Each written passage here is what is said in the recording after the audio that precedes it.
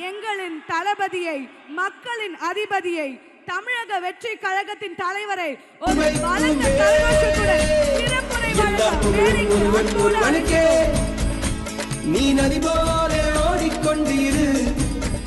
எந்த வேர்வைக்கும் வெற்றிகள் வேர்வைக்குமே, உன்னை உள்ளத்தில் ஊர்வைக்குமே.